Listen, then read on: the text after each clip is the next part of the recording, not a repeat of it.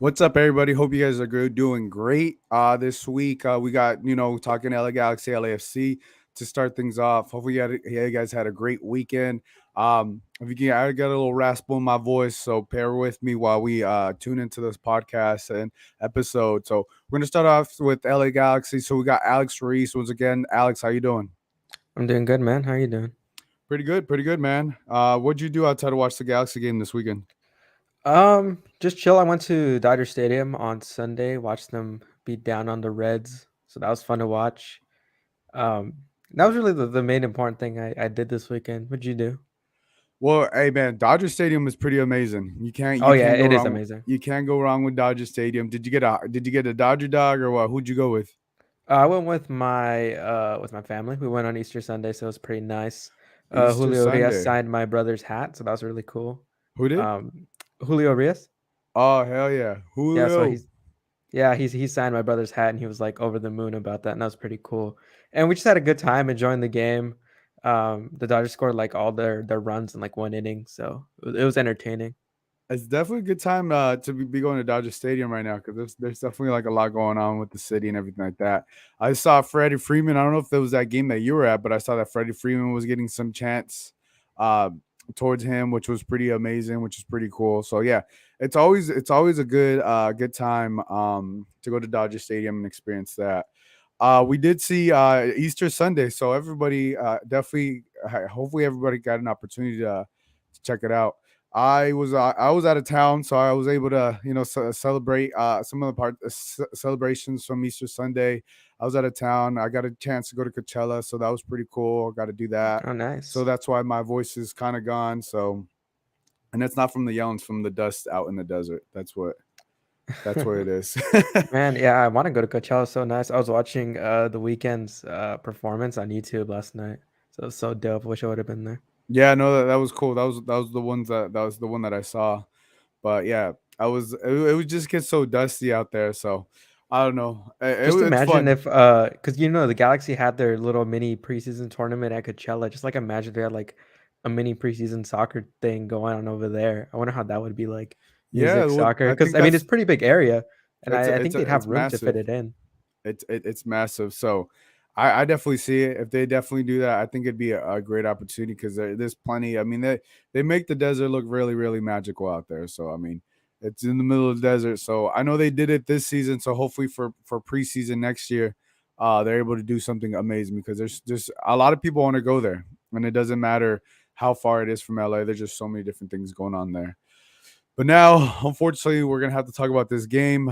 I was able to catch, the highlights and everything, but from what I heard, it was not the most entertaining game. Game ended 0-0, but the Galaxy do get a walk away with 1 point on the road, which is always good. You always want to walk away with 1 point, but there was a lot of different things going on this play on this game and everything. But what did you see out of this matchup, Alex? What did you like? What didn't you like? Talk to me. I'll start with what I liked. I think defensively the Galaxy were pretty good. I mean, let's take into account and for context. I mean, Chicago aren't really a good attacking team. I think they're one of the lowest scoring teams in all of MLS. So it really wasn't going to be too much of a challenge for the Galaxy. But I'm glad they didn't. It didn't become a challenge. They didn't, put a step wrong for themselves. They didn't do anything to hurt themselves during this game. So I think that's a huge positive there. Um, what I really didn't like was just Greg Vanny's lineup. He went with three midfielders. Kevin Leardam, Mark Delgado, and Ryan Velison. No creative player, no Efrain Alvarez as a 10 to start. Victor Vasquez didn't make the trip as he has a hamstring injury. So it was interesting to see how Vanny wanted to do this. And in the post-game press conference, he said he wanted a workhorse midfield. He wanted a midfield that would be able to, win the ball back and, help recover and just do well to make sure the Galaxy are set so they can go forward. And while they did execute well in recovering balls, covering ground and making sure that Chicago really wasn't a threat throughout the middle of the pitch, it really limited the Galaxy's attacking options. And it wasn't until the second half when Efrain Alvarez came on and, there's a little bit more 1-2 combinations here and there. Spaces were opening up. He was moving the ball forward that you really saw the Galaxy open up and really attack Chicago. So while I think it was cool to see these three midfielders in the 4-3-3, I don't think Greg Vanny is going to revert to that anytime soon because it didn't work against Chicago. Maybe it's because Chicago basically parked the bus for most of the game, but it wasn't effective in trying to get the Galaxy forward. And until the second half happened, where there was a whole formation change. Moving Julian Araujo to a more attacking role, and Calvin Leerdam sliding in and right back. You really saw some changes there, but I think this should be the last time we see Greg Vanney tinker with the 4-3-3 with those three midfielders specifically. Yeah, I would agree on your point. I think it's just when you look at the three in the middle, Leerdam, Delgado, Robinson, that seems more of a defensive midfield to me. And you're right, there's no creative player right there. Either Victor Vasquez, right? We've seen Douglas Costa at times be that player, but he's playing up top. So yeah, either it has to be Efrain Alvarez. You said obviously Victor Vasquez is it's not there, and which is weird because Efrain Alvarez, I think he started I think he started in the game with the El Tráfico. I think he finished the full game, and he goes from playing the biggest game of the year so far to not in the starting lineup. I think that's a little interesting, but yeah, I think that the midfield could have used a different look because you're right. There's no creativity there. There's a lot more options on the bench. I think I would understand it more if there was more injuries or something like that. But I think Efrain Alvarez has deserved if Victor Vasquez is not going to play there. Yeah, I think it looks tricky, but you're right. If it's a 4-3-3, I think this is the first one of the year. We've seen they've mostly gone to a 4-4-2. But yeah, looking at this lineup, it's a little head scratching because to me it just looks that midfield looks more defensive than anything. Yeah, once I Um, saw the lineup, I was like, "Oh my god, these 90 minutes are gonna be horrible." Double pivot midfielders. Chicago don't allow the Galaxy to move forward. They don't allow their opponents to move forward. They make it so tough on you with the build up and trying to get into their final third. So I was like, this is either gonna be like a really like good game where the Galaxy can really get on the attacking front, or it'll be like extremely boring and no team's gonna really advance anything. And unfortunately, it was the latter. Yeah, that's the thing that makes it so different when you play a team like Chicago Fire, obviously, who aren't as good of as a team as the LA Galaxy on paper. They were fighting tooth and nail the whole way, from what I've saw. They made it tough on the LA Galaxy. Nothing was easy, and especially when you don't have some of the creativity to break down the defenses. And then looking at the back line of Chicago Fire, they caught the LA Galaxy offsides a couple times. If they just might have held, I think they were there. It seemed like they had practice. Chicago Fire had practiced that because they were on point on the offsides. I don't know if you saw the same thing. Yeah, they were really good in their offside trap, and I think that's just credit to Ezra Hendrickson and what he's done to really make this defense click because they're playing with a back five essentially for portions of the game. And usually, when the back five, you need to be extremely organized, make sure one guy isn't missing, everybody knows what to do. And Chicago just executed it perfectly. The two offsides goals that were called out for Chicha and for Costa, Chicago did well to maintain a good shape. And hopefully, Chicago becomes a little bit more aggressive, not so as pragmatic as they are right now, because they were missing Shaqiri in this game. They were missing their backup number 10 too because he got a red card in the Chicago's last game. So I think it was a really interesting way to go at this game from a Chicago perspective, knowing you're missing your most creative player and your backup most creative player. So I think Chicago are pleased with the result, and I think the Galaxy should be well, considering it was going to be really hard this entire game, especially the windy conditions, and a lot of players complained about the pitch as well. So I think the Galaxy earned a point more than they lost 2 points. No, I mean that's a fair point, especially with everything. I do want to play Look, this. this is This is the it's going to replay be a to the grind. That's handball. Let me see. get okay with it. Let me Get get on the to. plane and come in a big way, man. It's just, hey, yeah, VAR, man. It's just we're all trying to figure it out because So to you see me that there. looks like a handball, like a blatant handball in the box. Should have been a penalty. So when you looked at that, Kobe Jones was talking about that. He said that should have been in handball. What were your thoughts when you saw that?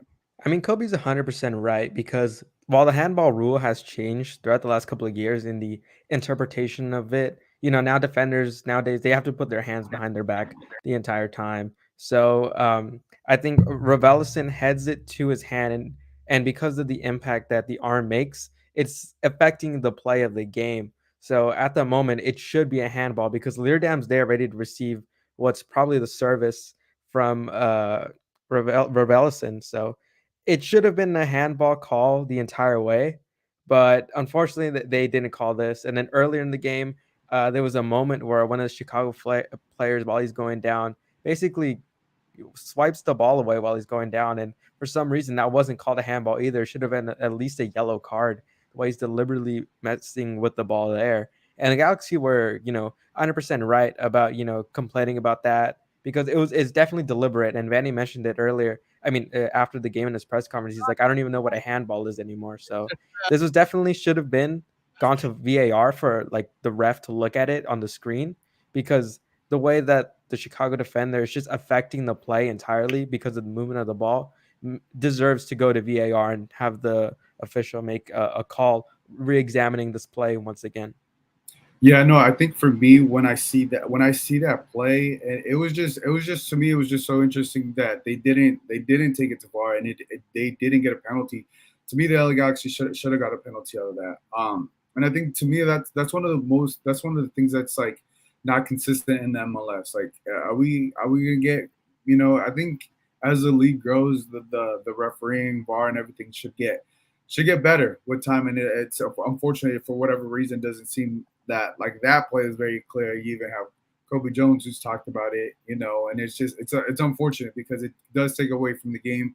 Look, we're not going to say here like you shoulda, woulda, coulda, but that's very very clear. So I don't know whether the refs got to do a better job or whatever the case is. It just has to be the consistent all the way through. If you're going to call that at every level, you're going to call that.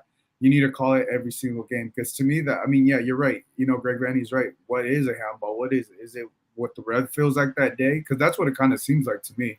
I don't know. I just think it's crazy. But look, nevertheless, the LA Galaxy had opportunities to put this game away, had opportunities to go up. I'll go. I think if I felt like if they were able to just score one, I think Chicago Fire probably would have deflated. But unfortunately, Chicharito, I think he was caught offsides in to start the second half, and then Douglas Costa's goal, he was called offsides. So I thought that was very interesting because, like I said earlier, Chicago Fire played the offsides game really well because they knew that they weren't able to compete in that game. But you're right. I think also the weather conditions. I think also not having a full team like they have and dealing with this whole travel made it difficult for the Galaxy. But them walking away with 1 point, I think it's pretty good. Yeah, I mean, they did the best they could in this game. There wasn't anything else you could have asked considering how defensive Chicago were. So they did their best. They mentioned conditions weren't amazing, both on the pitch and just the weather in general. But overall, I don't think this game should be looked down upon. I mean, this is a new challenge for the Galaxy. I mean, I don't think they've played against a team that's this pragmatic and very structured defensively. So I think it'll be a good training exercise, considering they're going to play Nashville, and Nashville are pretty pragmatic as well. So I think it might have been a blessing in disguise to have this game, look over the game film, see what we need to do, because Nashville will, be a defensive-oriented team. They'll want to catch you on the counterattack.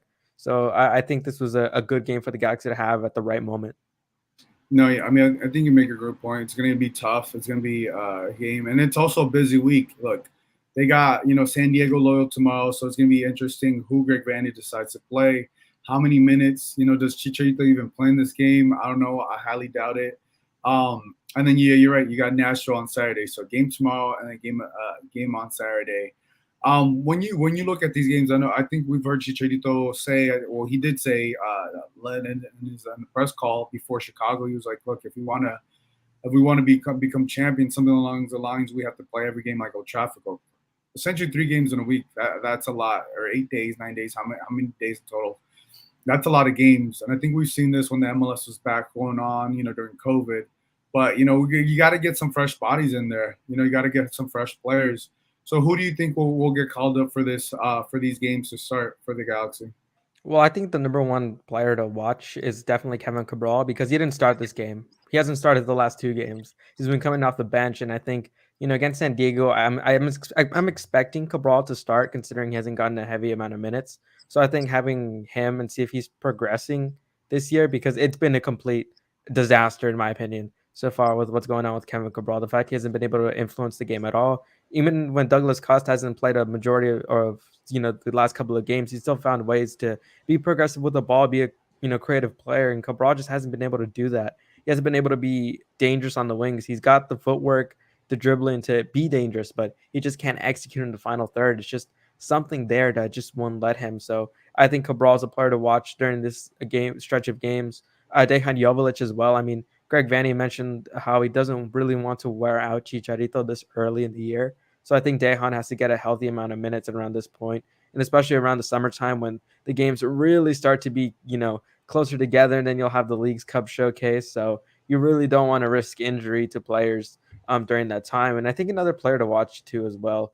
I think defensively, probably Eric Zavaleta. I think because he's a wild card on this team. He's got an MLS experience. He's won an MLS Cup with Greg Vanney, where he's played a majority of the team minutes in Toronto. So he's definitely capable of being, I think, starting quality. But the thing is, he hasn't shown that in the last couple of years. And I think if he has a good Open Cup run, then I think there'll be conversations to maybe have him pair up with Derek Williams for a game or two. I mean, Sega Koulibaly right now is locked down the number 2 spot. He's been incredible so far. But I think Eric Zavaleta could be a wild card and maybe somebody that people want to be put in the starting 11 of the first team during an MLS game.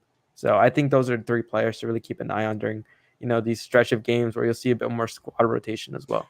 Yeah, no, I think you make the great point. The big player that stands out to me is obviously the Kevin Cabral, because this would be a game, with not the biggest competition, not the MLS competition.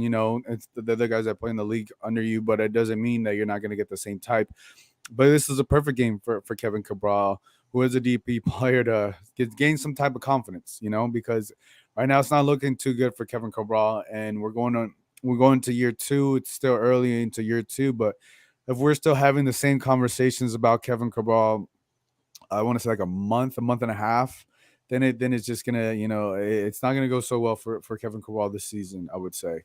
But I think the U.S. Open Cup opens so many doors for so many players that whether they're struggling or they want to get more minutes within the first team. And I'm with you. I want to see what Joveljic. I know I can just tell Joveljic has been dying to be on the pitch more. Oh yeah, he To looks show, hungry to get out yeah, there. to show what he can do, to show like, hey, I can also score. I can also be impact the scene, because we've seen him do that. And I think the U.S. Open Cup, whether it may be a reminder to Greg Vanney or a refreshment to Greg Vanney, like, hey, this is what I can also do. Because look, obviously he doesn't. He's not going to start over Chicharito. That's pretty clear. But I'm still in the belief that they both can coincide. I don't understand why they both can't coincide. There's plenty of teams that we've seen in the past, all over the world, that we've seen 2 strikers play together. I know they play very similar styles, but when we see them play together, I've seen Joveljic at times, do the dirty work, which he would have to do the dirty work, and let Chicha play up top. So I'm still in the belief that these 2 can coincide and play together at the same time, and maybe this can be a refresher for Greg Vanney to see what Joveljic does. I think with Eric Salvella, you make a great point. I think there's so much competition in the center back position. You got Sega, you got Derek Williams, you got Nick DePuy. So it's like, Eric Salvella, what does he fit in, right? He's the odd man out. He's there as a depth piece, but he's also there for this game. I would say, whoever, obviously, whoever the starters are expected to be on Saturday.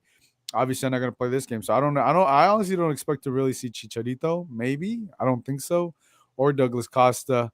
Those 2 for sure. I just don't see him playing any minutes. I just Yeah. don't. You got to save him for Saturday. I understand. I'm very interested how Greg Vanney and the Galaxy are going to handle all of this with all these games, because the U.S. Open Cup, the winner of the U.S. Open Cup, does get a CCL berth, which is still important. So that's 1 out of the 3. So you got to see which one are you going to take, right? So it's like, there's a risk reward factor, and I'm very interested to see how the Galaxy play that. Yeah, and I mean, you mentioned it, Douglas Costa and Chicharito, they aren't going to play this game. Maybe in the later rounds, but definitely not this round for sure. And I mean, I think another interesting facet of, just having these Open Cup games again is the midfield for the Galaxy just doesn't really have that much depth, if we're being honest. They had to slide in Calvin Leardam into as a midfielder now in order to cover that up. But aside from Delgado Raveloson, there's no real central midfield depth at that position. I mean, there's Danny Aguirre, but he barely gets any minutes with the first team. He's always on the bench, so I want to see what he's doing. Saldana still is recovering from injury, and I think he might be an important piece when it comes to this Open Cup run, because I like Saldana. He just needs to fix a couple of things about his defensive game, and I think he'll be a really good midfielder. I really like his presence on the ball and just how calm and how he can really control the tempo at such a young age as well. but defensively needs to fix some stuff around. So I think they need to wait for him to get healthy. I want to see Aguirre, see what he can do as a midfielder because that's where he plays as well. Because if you're going to rely on Mark Delgado and Ravelson all year long, you're going to wear them down, especially Delgado. I mean, he can run for miles, but at some point he's going to, need to take a break, take a breather, and not, hurt himself or his body. Yeah, no, I mean that's what I'm saying. That's the key thing with all this. How are you gonna balance it? Because there's players, or you're gonna have to play these games, and also this depends. Like, you start doing well, and then playing two games in a week is feasible. But when you got these three, you go from what, Saturday to Tuesday to Saturday. That's a lot of wear and tear on the miles. So we'll see. Are you gonna go? Are you gonna go to this, Alex, or are you gonna No, I watch it from won't be home? at this game. But I mean, I'll definitely be watching this game. I'm really intrigued about this matchup because San Diego are a really good team in the USL. Currently first place in the Western Conference, second place overall between West and Eastern Conference. So San Diego isn't going to be an easy team to roll over. You're going to have Landon Donovan come back. The Landon Donovan revenge game for his statue. I don't know if he was too pleased about how it looks, so he might want to get some revenge Hold on, let's talk. on the Let's talk club. about that though. Let's talk about that because I think this is the first time that Landon Donovan has been back publicly. Let's put it that way. Maybe he's come back Yeah, during first the time against the first team because last year he played against Los Dos, yeah. but this time he's playing against the main LA Galaxy team. Well, the also thing is the last time he was there, it was such a ceremonial thing. He got his statue. I don't know if I want to get too much into the statue thing. You know, I don't know. Did you like it? It Except seems like for you didn't like it. Look, the I don't know, from experience. the angles of it, and just reading what people have to say about it, I don't think people were a fan of how it looked. Personally, I think it could have been a little bit better. I think it's gonna look kind of, we're gonna look back at it like 10 years from now and probably like start laughing about how ridiculous it looks. But overall, I think It's unfortunate. Yeah, I it's don't think it was unfortunate. as good of a statue as Landon Donovan deserves. I'll put it to that. That's fair. I would say that. Yeah, it needs a little touch up. Let's put it there. It needs some touch up somewhere. But yeah, it's gonna be good though to have Landon Donovan because you get to see the amount of when Alex at Galaxy and LA Galaxy fans talk about the history and all that. You have so many coaches around the leagues that once played for the LA Galaxy, right? So and now they're facing the Chicago Fire head coach. He faces his former teammate, against Greg Vanny. And now once again, a player like London Donovan is facing his former club. So it's really cool to see that impact, get to see that impact that the Galaxy have had throughout the MLS. And, obviously, Landon Donovan is he was once Captain America. He was once obviously the face of this franchise. Now he's battling against his franchise. So I think that's very special. And I know he's definitely gonna try to win. And I know he knows that LA Galaxy are not gonna have their full roster. So we'll see. I'm very interested to see how many people actually show up to the stadium as well, because it is a Tuesday, a lot going on. But yeah, we'll have to see. What else are you excited about this matchup?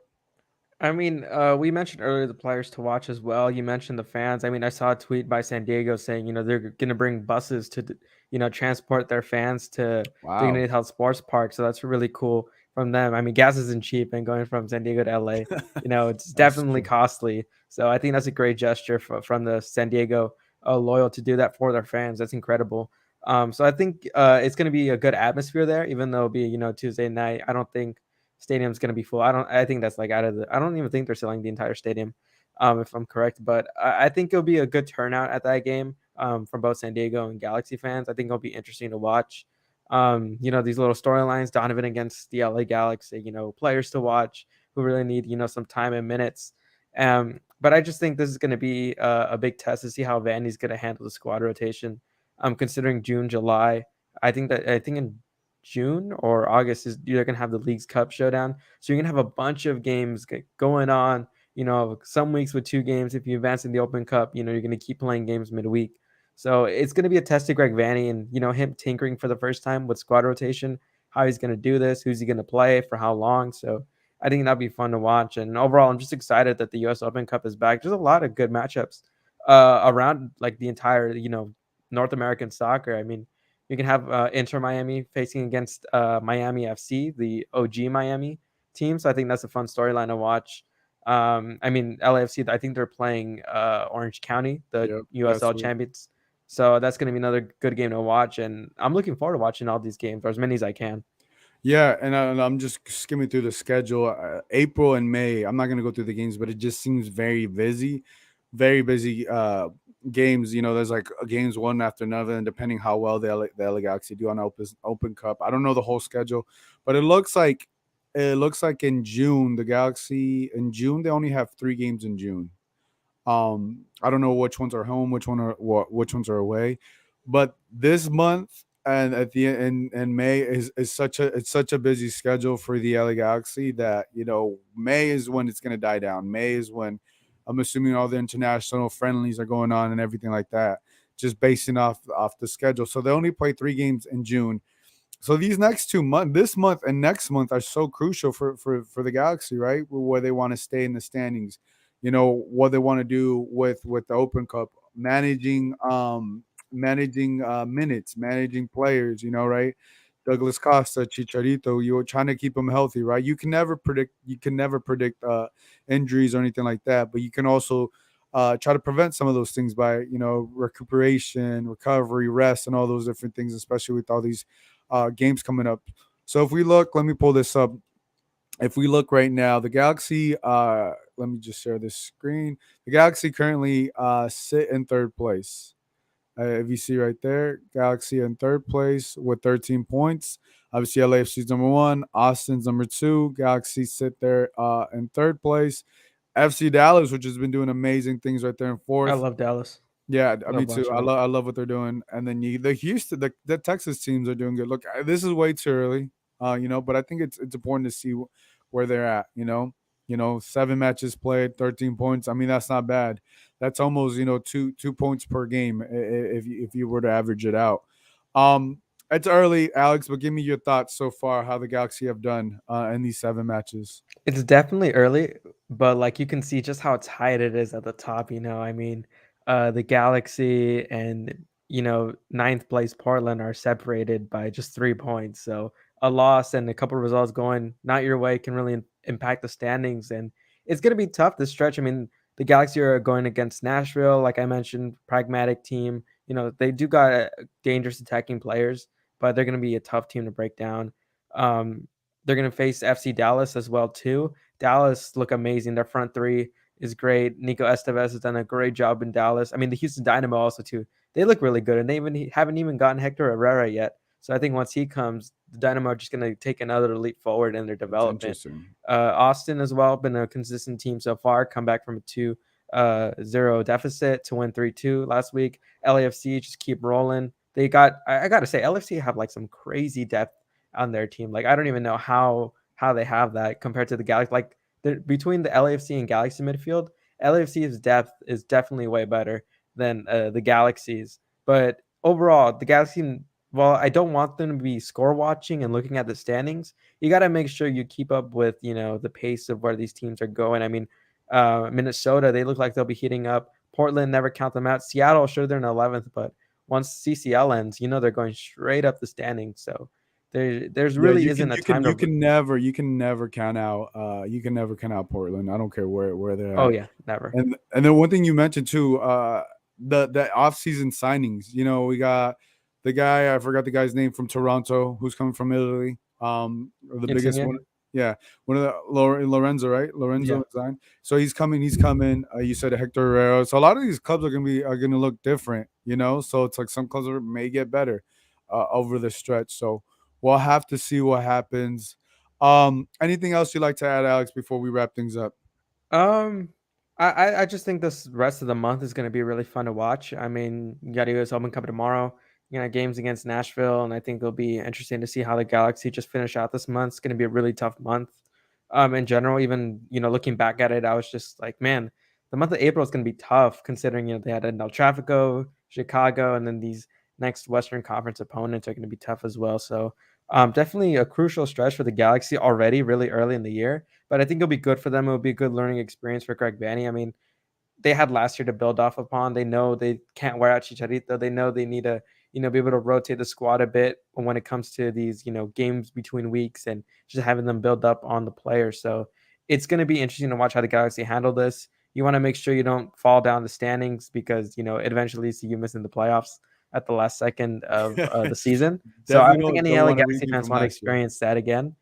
So definitely make sure I want to make sure the Galaxy close out this month strong. And I think LA Galaxy fans should be paying attention to that, because if they close out this month strong, I think, it's just going to be some positive momentum and just good for the players overall, and make sure that, this project Greg Vanney wants of building a team that, wants to compete for championships. I think that's a perfect step in the right direction. Just having a good month in April where you're playing your biggest rival, you're playing games midweek, you're starting to really get to know one another on the pitch, your patterns, and just what you do on there. So this has to be a strong month for Greg Vanney, and just, push onto April, get ready for next month, and just make sure you're prepared for whatever's next.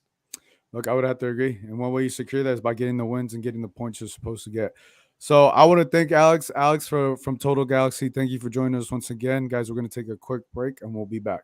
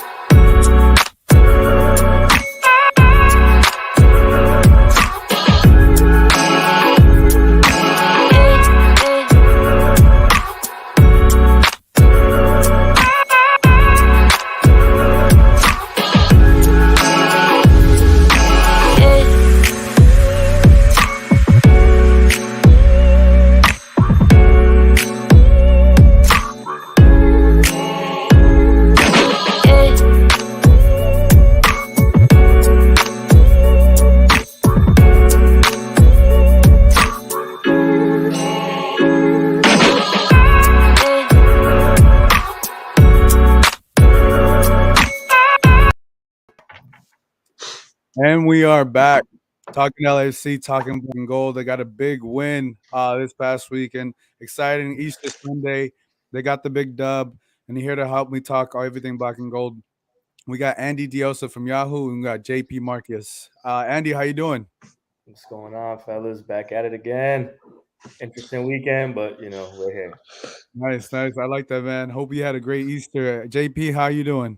It was good. I was at the bank, went as a fan, enjoyed it. Really good to see the team back in the stadium.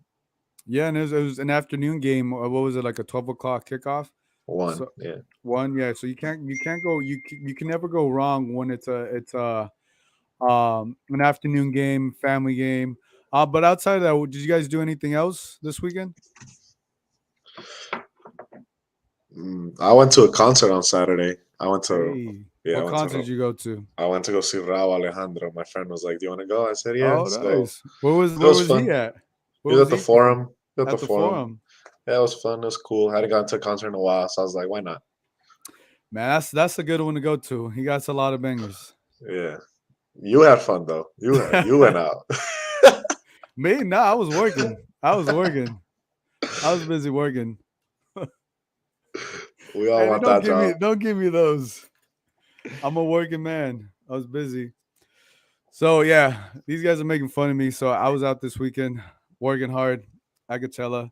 So my voice is gone, not because I was yelling and screaming, because it's so dusty. If you guys ever been in the desert, my nose, the back of my throat is dusty, and it's just like, this is the time I should have wore a mask, and for whatever reason, I didn't think about that. So I don't know if you guys could hear my voice a little raspy. So that's the reason why. We'll follow that. We'll follow that. Andy, you didn't do anything else, Andy?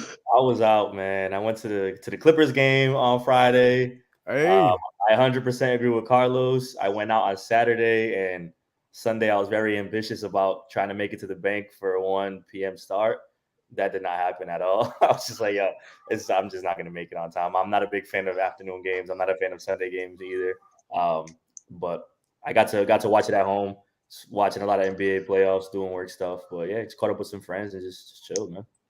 Yeah, I think that's tough. Carlos in the chat, he says, "I hate Sunday games. I want Saturday night games back." I'm all for. I would agree with that.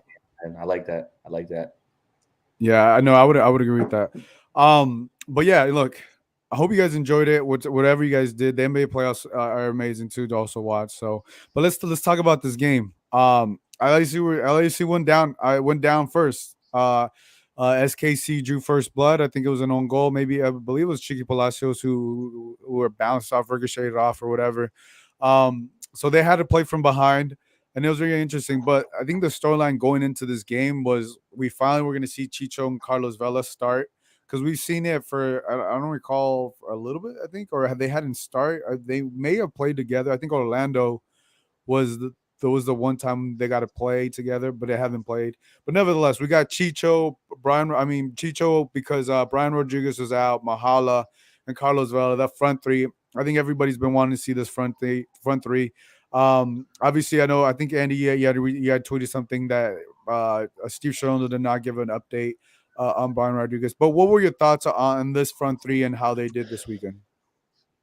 I think it's a solid front three in terms of what they're able to do individually, because they're not just limited to one role. And I think that's the most important part with this front three. And I mean, it's the same thing when Bob was around. I think that, the way that they built these teams, they want that attacking line to look very dynamic. They don't want it to just be that typical number 9, which we've discussed at length, that maybe sometimes they need that, sometimes they don't. But I think that you're able to see contributions from all three in different areas of the field, passing, things like that. That you're not just used to seeing one skill from these players. I thought it was a okay game for them. I don't think it was anything like major, but I mean, I think ideally everybody would want to see Brian Rodriguez in that full, but like you said, there's not much of an update there. And Steve not saying anything leads me to believe that this would be a lot more long term than anybody is probably expecting. So that moving forward, expect to see a lot of that combination, which is good because we talked about it last week of how you need to have Chicho on the field. At the end of the day, he's just a goal scorer, man. Like, and that's what it comes down to. The guy has a knack for scoring goals. He's had it ever since he's played in Colombia.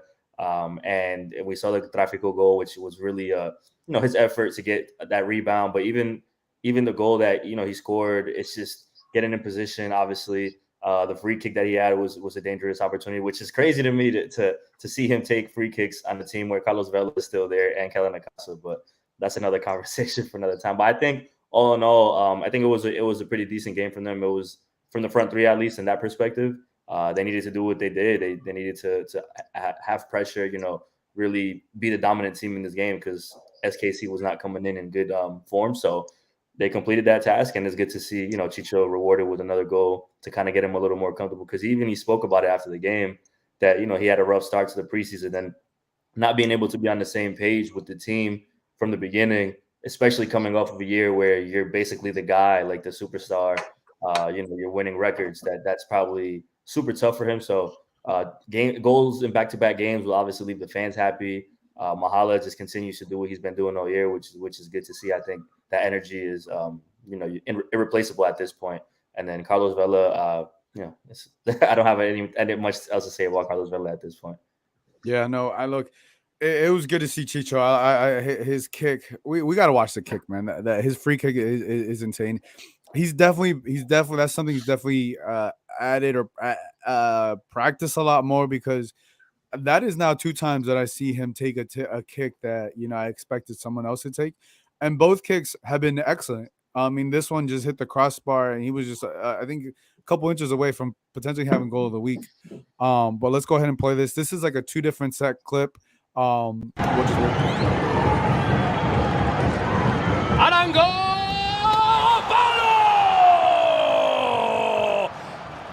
Que lo despierten a Tim Melía, porque ha pasado el temblor, no cuala y viene de regreso otro centro, brincó por el remate, ¡gol! ¡Chicho! ¡Gol!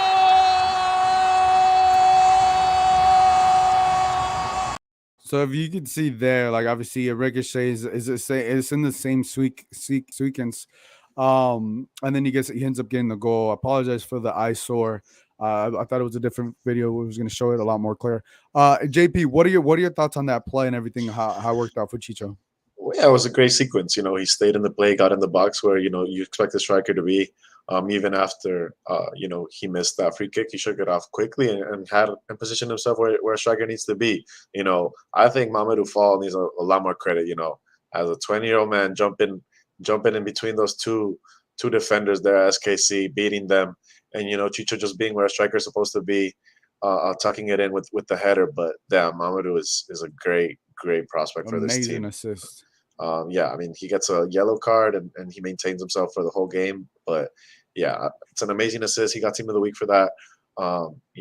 Can be, can go under the radar, can be unseen. But Chicho looked, good in the game. He had some selfish moments where I think he could have played off to Vela or Opoku, but that's just him just trying to be a striker and get back into his own groove. Especially after scoring all those goals he did last season. So he wants to, get on the score sheet, get that confidence, which ultimately he did. So after that, it was a bit more sequence play. Obviously, the goal was kind of off of his bad touch. But all in all, it's a good 70 minutes from him getting back into the starting lineup. So should be more consistent of him in the starting lineup for the rest of the season. Yeah, and I think it's good to see the back-to-back games where Chicharrongo has goals. One in the big game, one here at home, and I think this is gonna get him into his rhythm, right? Because he was a little off rhythm, whatever the case was. He was in the line what was going on with the team, whether it was a physical thing or whatever. But now he's scoring these goals. He's taking these free kicks, so he's adding more things to his arsenal. So the more the season progresses, I think you're just gonna be able to eventually see all those tools. Andy, what are you most excited about for Chicho this season? Because we don't know what's gonna happen with Carlos Vela. We'll talk about that later, but we know that Chicho is gonna be here for the year. We know that they have an open DP spot. There's a lot of possibilities, and Chicho is showing that he can score in more ways than one. I think I'm just more excited for him just to see his growth. Through the years, somebody that I've been watching for a long time now. And I've said this before. I think when players come here from different countries, it's so difficult because you really don't know what to expect. Sometimes it's a rude awakening. Sometimes it's easier for people. And the way that he was able to kind of come in and take the league by storm in a few months last season was kind of put him on this pedestal already. But it was kind of deserved in a way because he is that good of a player that he needed that recognition. And I think that in his demeanor, his attitude towards the game, I think the way that the team has, really that in that part of the season when they were fighting for the playoffs, really rallied around him. And I said it, and people may say it's not true, but I think he completely flipped that locker room at the perfect time they needed to last year. Yeah. And I think if you have a player of that caliber with that energy on the bench, it's very easy for them to disconnect.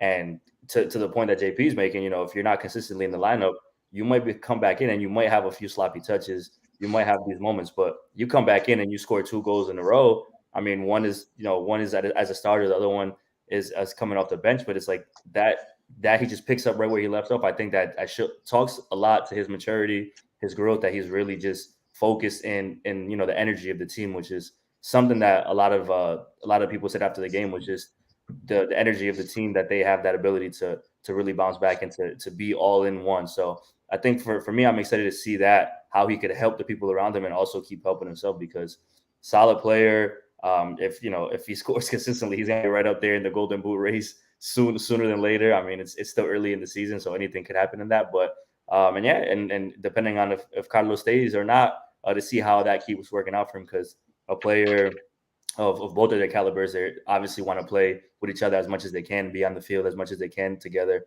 to try to make some magic happen. But all in all, I'm just happy to see him keep growing and get that recognition, because to have that huge moment last year and then come to this season where it was such a rocky start is probably not a good feeling for him. But I'm pretty sure he feels a lot better now. He's talked to the media for the first time in a long time, so he has to be feeling better.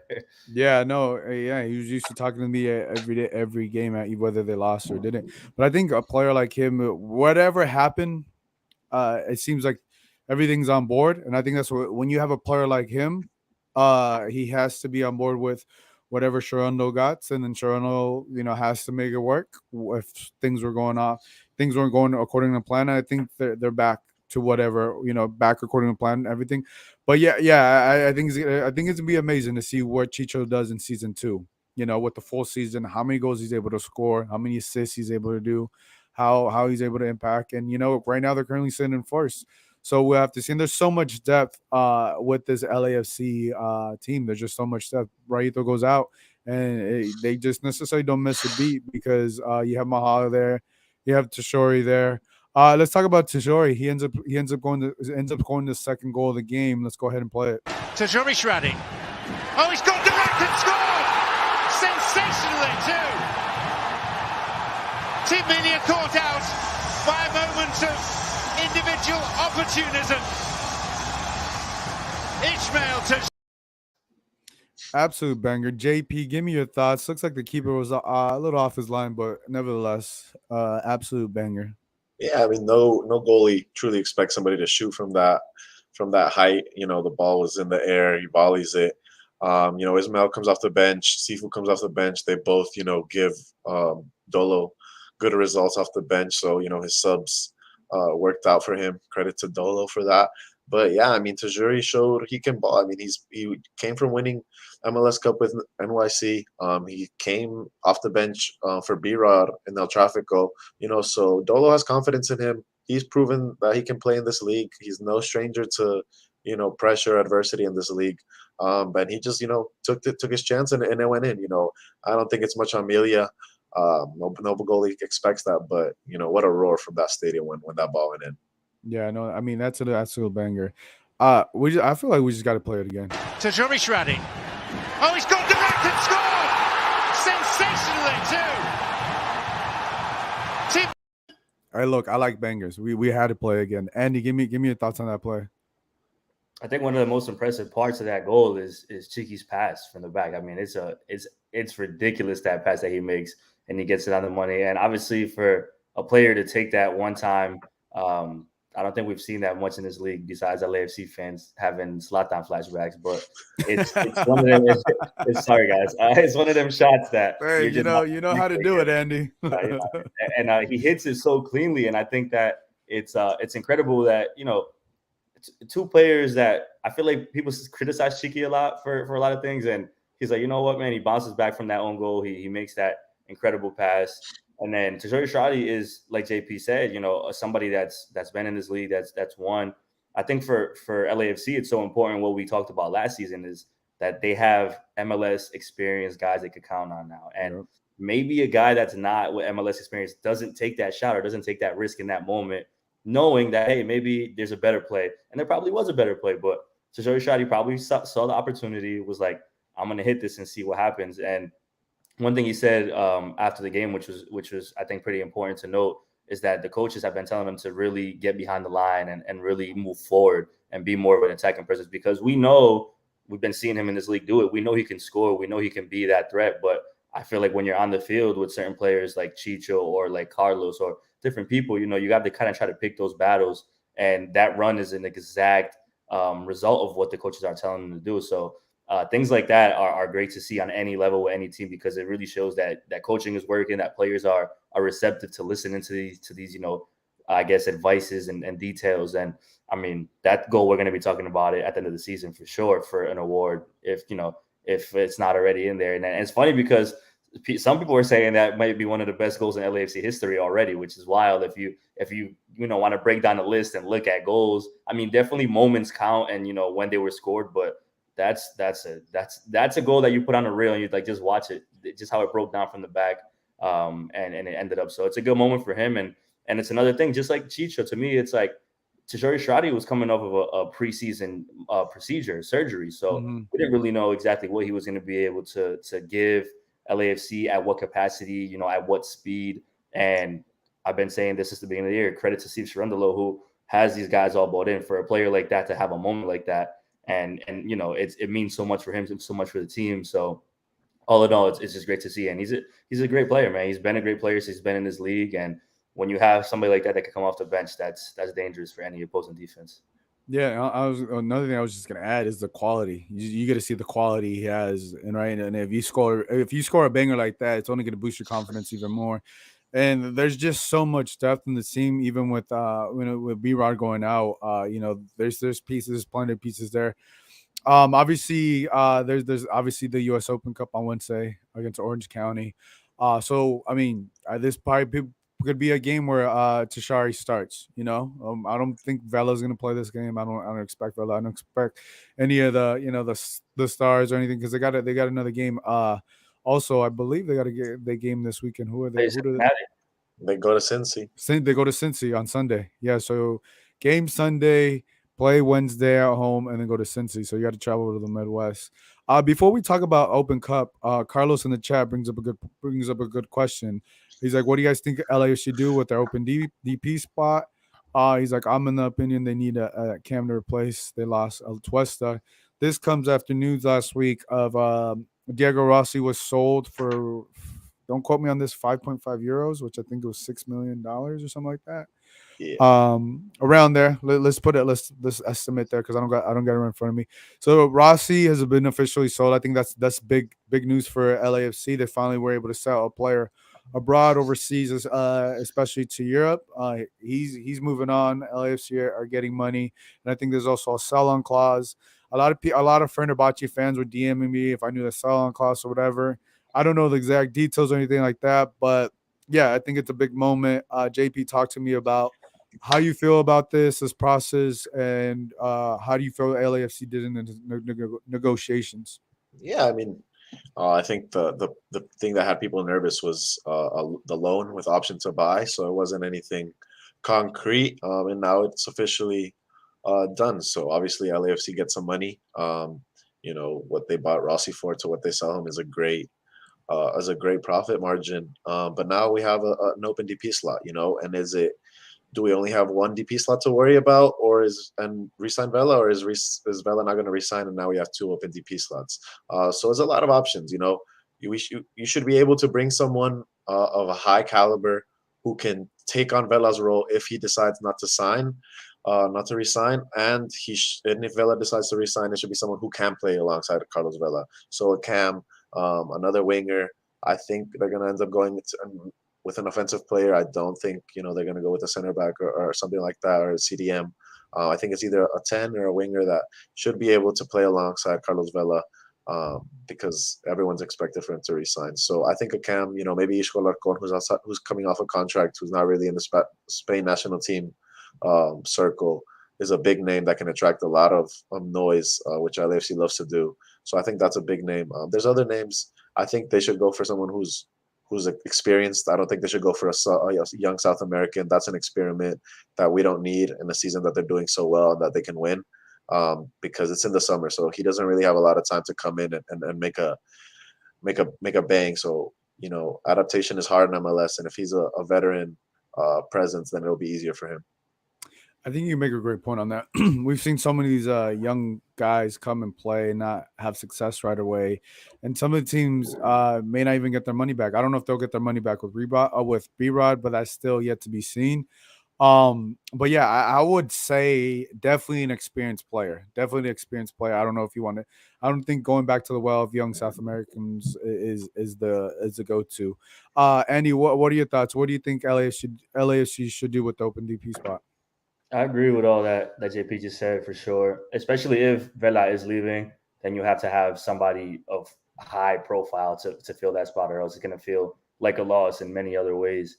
So yeah, I don't think a younger player is the way to go. And considering that Brian is hurt and we don't know what that could be, I'm probably thinking more of a winger, because every time I think about the LAFC midfield, I'm like, it's so cluttered to me still, and it's hard for me to say, okay, let's bring an attacking midfielder in, because then you're probably moving in the space of giving Sifu less minutes at that point. I'm like, that's maybe one of LAC's most important players all around, in terms of that process that they've started with the younger players of boosting them up.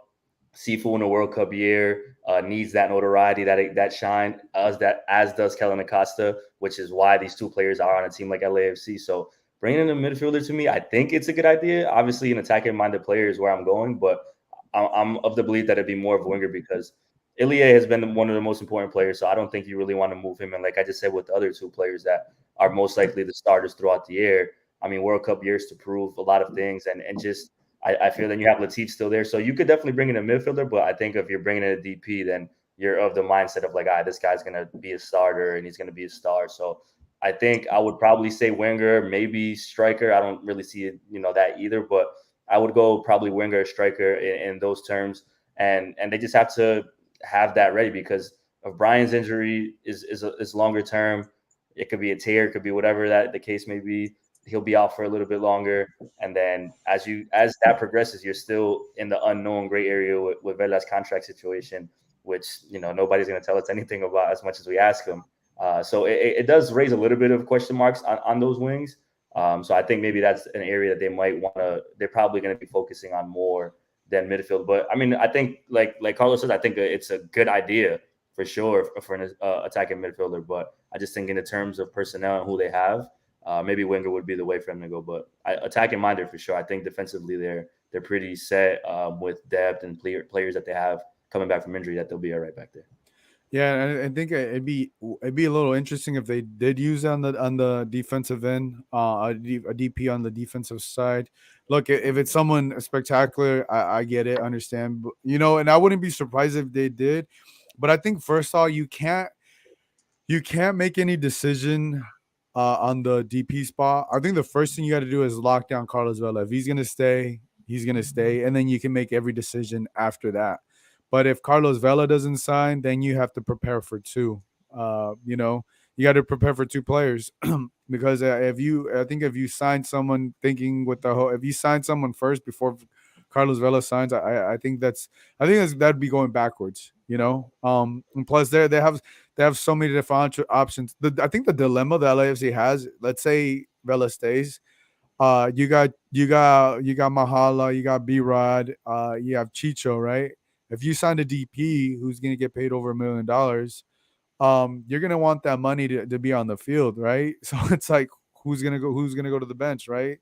And I think everybody has floated this idea. What if they don't use the DP slot this summer? It's true. They don't have to. Right, they don't have to. Like it being such a okay, they sign somebody this summer. I wouldn't be surprised if, like you're saying, they have this team that they have right now. I mean, if you think about it, the summer's not that far away either. Like it's gonna come up a lot quicker than expected. If they're still toying with the top of the standings and supported shields, Leo, maybe they're kind of just like, we don't necessarily need one right now, and I can see them pushing that back because you do have that Vela situation that you have to deal with first, and that domino dictates everything else that happens. So I think it's one of those luxuries that they have that they are expected to use in the summer, but it could be a situation where if they're still moving, they might be like, hey man, let's just play it out and see. Because I think the way that team is built, they're good enough to win the cup. And I'm not saying they don't need help and they won't need help, but that's just something I wanted to throw out there because I don't think anybody. Honestly, you make a great point. Just because you have it doesn't mean you got to use it. You know what I'm saying? Or Chicho becomes a DP. Or Chicho becomes a DP. That's another point. I don't think people will be mad at that. I don't think. But I think LAFC is trying to. Well, I don't know. There's a lot of things going on here because it's a very interesting point that Andy brings up. You don't got to use it. And if they keep rolling the way they do, I mean, with two DPs, you save that money, right? And we'll see. But yeah, if someone gets injured and you have, because right now the summertime is the time to strike. If you want to bring let's put a quote unquote superstar, like a world superstar, this is when it happens. Like world superstars happen during the summer, like the transfer either now or in January. So, if they are thinking about the future, the only way I see them bringing another star is if Vela leaves, because I think you already got Vela, you already got Chicho, who's a star as his own, and then I think those a lot of players. There's a lot of personalities that get along. As far as we know, they all seem to get along and stuff like that. But yeah, I wouldn't be out of the idea if they don't use it. I wouldn't blame them if they didn't use it because I don't think that'd be a bad decision. And I also think too that because it's a new coach, right? I mean, if maybe it's a Bob that's still here that's been around forever and maybe a little more receptive of being like, hey, we could bring a guy in the summer and be fine. Like Cherundolo might be like, hey, this is my first year. This is the team that I want on the field, the players that I've had that we've been successful with. He could just, and him and JT are cool. He could just be like, yo, I don't necessarily need that right now. And because you can mess with the flow, because that's what I'm thinking. I'm like, if you guys are mentioning winger, but I'm like, who's getting off the pitch? Nobody's gonna have the short end of the stick. I think you would bring. I know it'd be everybody. It would be like a solution, but I think it'd cause a problem more than a solution if you brought a winger, especially if Mahala's doing his thing, to show he's scoring goals like this. You know what I'm saying? And then Brian can fully rest. I'm assuming he's gonna be out maybe a month if it's a hamstring. I mean, I'm not a doctor. I ain't got no words, but he's gonna be out for a while. Yeah, and I think that, like I said earlier, the standings are indicative of all that. Like if they're in first place, they're gonna be like, cool, man. Like let's just keep riding this wave. Or if they're in the top of the standings and they haven't allowed a goal at all in the second half this year, like things are going well. It's only the beginning, but in 2 months where the thing about it is like this is Jay, you bring up a good point. Like the summer is when you need to land a big star, but those big stars don't just get snagged out of nowhere. Like those conversations are already happening for months. Yeah, months. Look at Herrera's already on board and Sainz already on board. Like these players get talked to before. So with that Vela situation looming, it's like if they check that box and he's here, then they can't have these conversations right now. And then you're getting too close to the time you need to bring somebody in. And it might be like we were talking about with the coaching head, sir. Just like who do you have? Like who could you attract at this amount of time? Is it enticing? Like sure, players are gonna want to come to LAFC for what they've done in the past few years and the standing that they're in right now. But it's once again, you can't just automatically expect somebody to come in and be like great. And if a team is already at the top, top of the top, and they bring somebody in, it could disrupt a lot of things. So I think it's just something to think about because you truly never know, especially with the fresh head coach who seems to be having a great time so far in MLS. Yeah. I mean, they're full in first place. I mean, you can't say nothing. It's only 7 games, but first place is first place.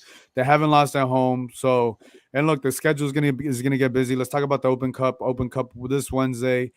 Orange County Soccer Club comes into town. So the rotation. I'm more excited about the rotation because there's a lot of games going on. JP, talk to me of who are some of the guys you want to see get playing time on Wednesday. Give my man Ibiaga some minutes. We have not gotten any minutes. Ibiaga and Doniel Henry should be the partnership in the center back position. Ibiaga has MLS experience. He did well last season when they got him to fill in. Doniel Henry, Canadian national team player. Don't need much more introduction there. Pancho should be getting that start. Maybe as the 6, maybe at the 8. We don't know. Single pivot, double pivot, whatever Dolo wants to try. Guiñela needs to be in that midfield. I think Moose should start up top. I think he always scores. He always misses a sitter, but he always ends up scoring too. So he makes up for it. And maybe Opoku and Tajuri Shradi should get the starts on the wing. Even Opoku started this match, he came off early, and he's young, so he's hungry. And these are great confidence games for young players trying to make a name for themselves. As for the right back, I think Franco Escobar finally gets a start again because he's been out for a couple of weeks now. He was ready for El Tráfico, but obviously they don't want to use him for that. So maybe they give him 60 minutes in this game. The question is who starts at left back. Cheeky continues to play, or Ryan Hollingshead goes back and covers for him. That's where the question lies of who can cover for that position.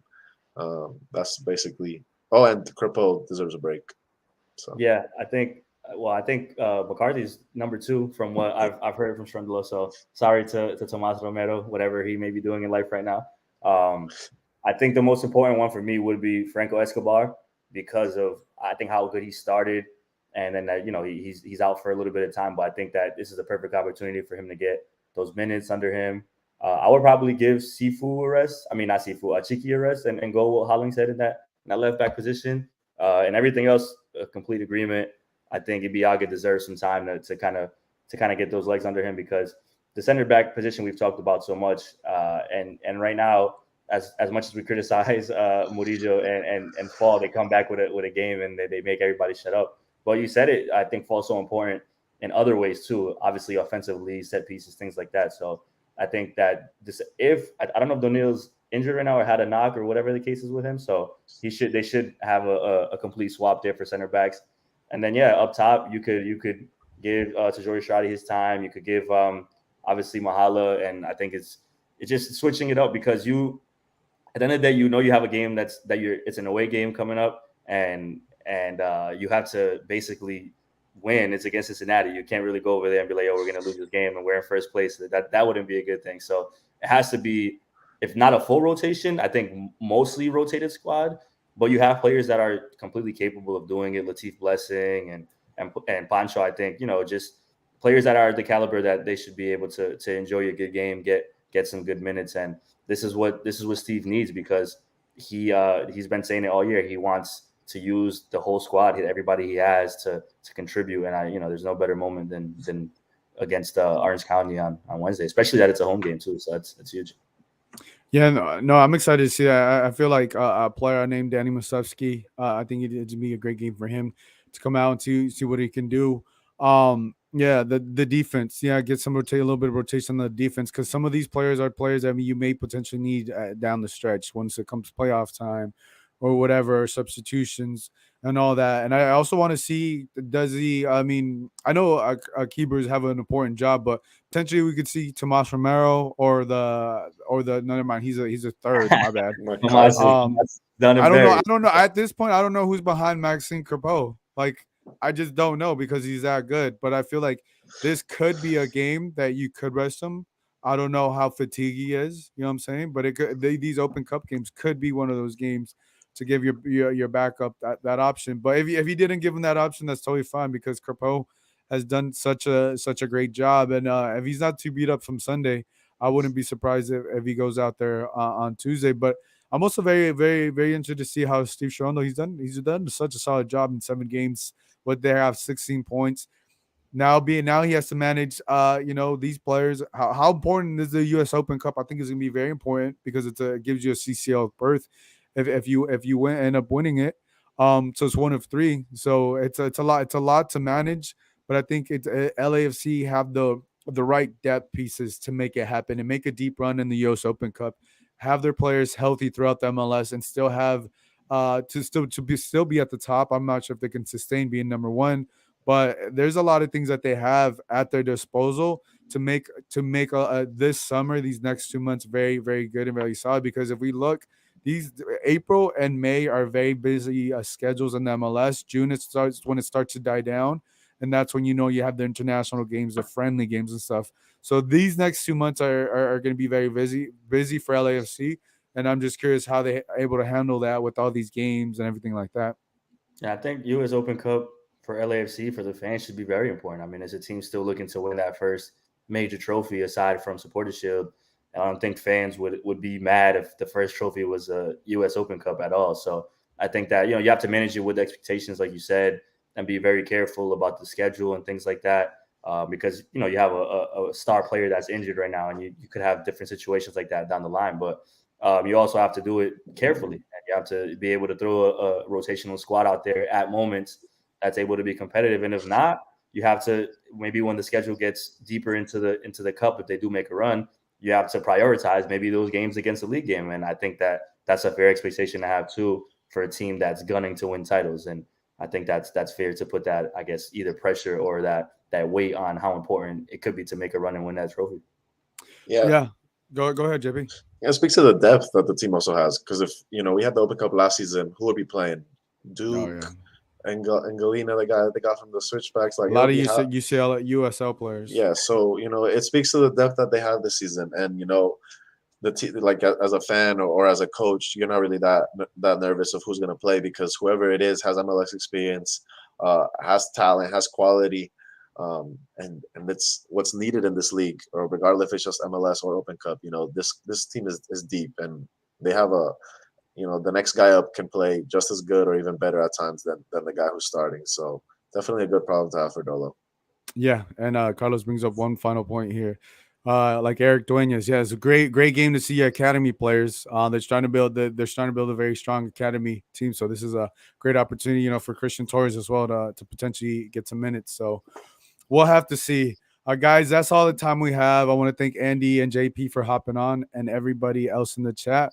So I hope you guys have a great week. Hope you have a great weekend. We'll catch you guys next time. Bye, everybody.